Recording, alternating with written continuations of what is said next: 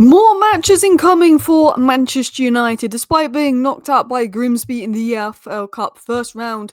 Despite not being in Europe, Manchester United are going to add some more fixtures, so it's not just one game a week, which, to be honest, I'm so bored that I can't believe I'm saying this, but I want to see Man United play more. And I might regret saying that after how we've been playing lately. Mainoo, some updates on the truth about the whole Kobbie Mainoo situation, a little bit about Mainoo, Sully, who gets inside information, put some stuff out on that. We're going to talk about Tyrell Malacia being back. He's a bit of a shock, but he has returned to training. Could he return to action? We're going to talk about the latest on injuries in Leicester. Is Ahmad back? Where's Masraoui out? We're going to talk about youth players. The youth players are the closest to breaking into the first team have been revealed. We're going to talk about the plan for JJ Gabriel, who's too young to play first team football this season. And then there has been some links about Fabregas being the next manager of Man United. I don't think there's much in it, but, we cover all the news in today's video. So, hello, and welcome back to Alice Talks Football, and welcome back to another Manchester United 10-minute roundup show, where we round up all the latest Manchester United news into 10 minutes for you guys. Let's start by talking about the more matches that might be incoming, and then we'll talk about Kobbie. United exploring the possibility of organising a mid-season friendly match in Saudi Arabia to increase revenue. I'm not going to lie, I'm open to having maybe two mid-season matches, one in November, one in December potentially, or one end of October, one end of November, just because we're not playing any games at the moment. And one, I guess it increases revenue. Two, I'm bored and I want to watch more matches. But three, I think we almost need it a little bit for rotation. I think one game a week is good, but then I also feel like we don't look sharp or we don't look intense enough that I think, maybe having a couple extra games could help us be sharper. I don't know. The thing is, if we do this and a player gets injured, it's stupid. If we do this and a player gets injured, it's stupid. But I feel like the players need it, particularly players like Xerxes, because we've not been able to get Xerxes up to scratch yet because he's come back from an injury. But if you look at Mainoo and you look at Xerxes, this is a good game for them to potentially get some minutes in as well.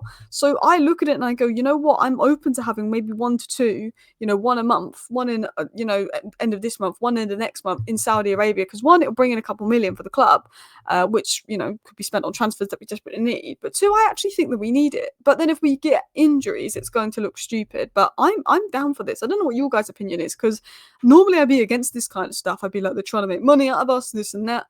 But we literally got knocked out by Grimsby. If we didn't get knocked out by Grimsby, that could have been 3 or 4 more games added to the season, which we don't have. So these friendlies could make up the games that we should have probably played this season, even right Europa League, because we let Grimsby knock us out. You know what I mean?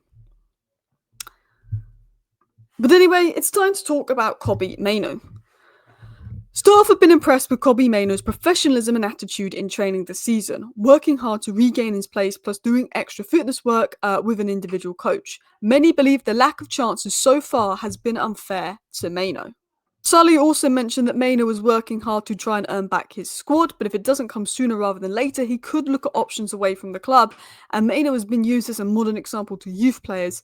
We know that Mainoo has been working particularly hard. This isn't the first time this kind of story's come out on Mainoo. Just a week ago, Steve Ralston reported that Kobbie Mainoo is determined to win back his starting role at Manchester United this season. He's working hard at Carrington and doing everything he can to impress Ruben Amorim. Mainoo has even changed his private chef at home in an attempt to improve his game. He's working with a private coach during the international break. He's working hard on fitness. We also had reports coming out that Mainoo was undergoing an intense fitness plan, and Ruben Amorim was putting Mainoo through extra training to try and get him in best shape. So I feel for Mainoo. I don't know what more Mainoo can do.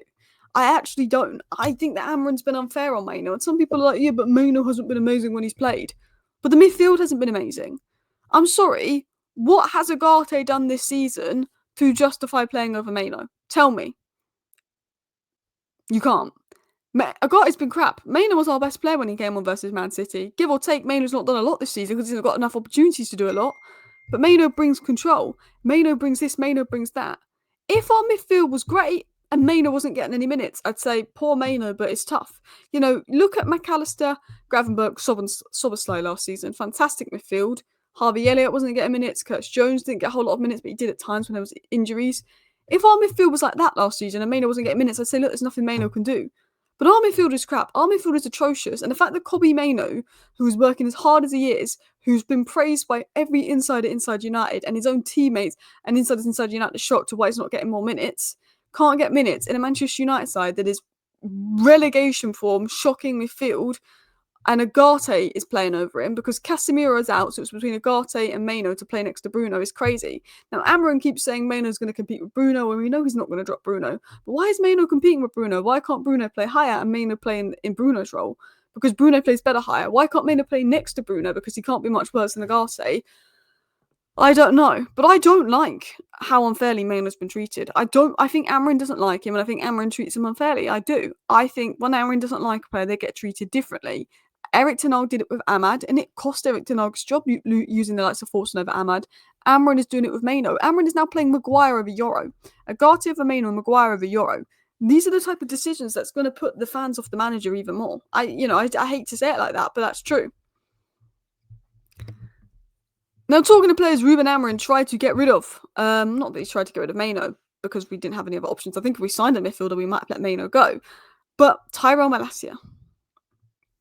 So Tyrell Malacia was in the bomb squad. Tyrell Malacia was not allowed back to United, and he was even training with a 6th-tier club to try and get back to full fitness. Managerial's picked up an injury, Ahmad was out for a little bit, and all of a sudden Malacia is back. I think Malacia is back maybe because of Managerial's injury, but I always said I feel like Malacia is going to come back. I don't know if Malacia is going to play for Manchester United, but he was in the bomb squad and he's been allowed back to training and he's back and involved. He didn't get his move. The problem with Malacia isn't attitude, it's injuries. Garnacho's in the bomb squad because of attitude. Rashford was in the bomb squad because of a fallout with Amorim. Anthony's in the bomb squad because he doesn't want to be at Manchester United and slightly because of attitude. They were in the bomb squad for different reasons. Sancho's in the bomb squad because of attitude. But Malacia was in the bomb squad purely because he's had injuries and he's not good enough and his head knows he needs to step down a level to get minutes. So I always thought if someone from the bomb squad was going to be reintroduced, it was going to be Malacia. I had a feeling Malacia was going to be reintroduced, and I think the Masraoui injury has made him more keen to bring Malacia back to training. It's good to see Malacia back in training. Don't think he's the level. Don't think he suits the system. Don't see anything happening with Malacia this season. I think he goes out on loan in January. But Malacia is back, and it's a bit of a shock return to training. In terms of training news, we have got some updates coming in. Masraoui and Martinez remained absent, as well as Ahmad. United will have Casemiro available for selection again. So Ahmad is back for selection and Casemiro is back for selection, which is great because Dalot was atrocious. Now, I didn't go in on Dalot versus Brentford because I don't think he was fully fit. Dalot had come back from an injury. There was no Masraoui, there was no Ahmad. Dalot had to play, and that was one of the worst performances I've ever seen from Dalot. But I think that he had no choice. He was not fit. So I'm not actually going in on Dalot. But to have Ahmad back is good. At least we've got someone that can carry the ball right wing back. Leach is still out injured and still doing separate training. Manjari's still injured, hopefully not serious. But Casemiro's back, and Casemiro, even with his legs gone, we just look better with him in the team. It's weird to think that Casemiro was finished at this club and then he's no longer finished, because he's just a good player. That even with his legs gone, there's just a different level of quality there. So that is good to see. Let's continue on into the next stories, which cover the youth. First team sources speak highly of Jack Fletcher, who's seen as the closest to breaking into the first team alongside Shea Lacey at this present moment. Shea Lacey is the highest rated talent at Manchester United. It's all about fitness. He's such a good player if he can get into his fitness and he can get without an injury, he's fine. There's questions if he needs to develop physically, but technically he's blowing players away in training. Jack Fletcher is a good player, very highly rated, so is Tyler Fletcher. These are two players that are training in and around the first team, two players that could get opportunities. There's a feeling Sako Kone could also get opportunities, but obviously he's not in and around first team training due to a fractured eye socket. In terms of other young players that could get opportunities, it was also mentioned by Nathan Salt that JJ Gabriel is expected to join first team training at some point in the season, after Amorim spent parts of pre-season tour watching footage of him during internal flights on the US tour, which is interesting to see. JJ Gabriel is very, very highly rated, but he's too young to, I think, make his debut this season. I think he will be in and around the squad towards the back end of the season. I think he'll go on pre-season, and I think we could see a JJ Gabriel debut next season. He's seen as Man United's version of Lamine Yamal, and I mean, Xavi are not Lamine Yamal, so if Xavi comes in next season and there's JJ Gabriel lying about, you never know.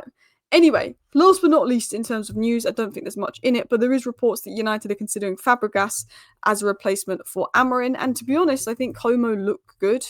I think Fabregas has shown he's a good manager. Como are 8th in Serie A, which might not look anything amazing, but you've got to remember this is Como. They weren't expected to finish super high, and it got them in the top half of the Serie A. But he's not the first choice on my list. He's certainly not the last choice. He's not the first choice. Now, talking of the last choice, apparently Gareth Southgate doesn't want the Manchester United job, so not going to complain about that.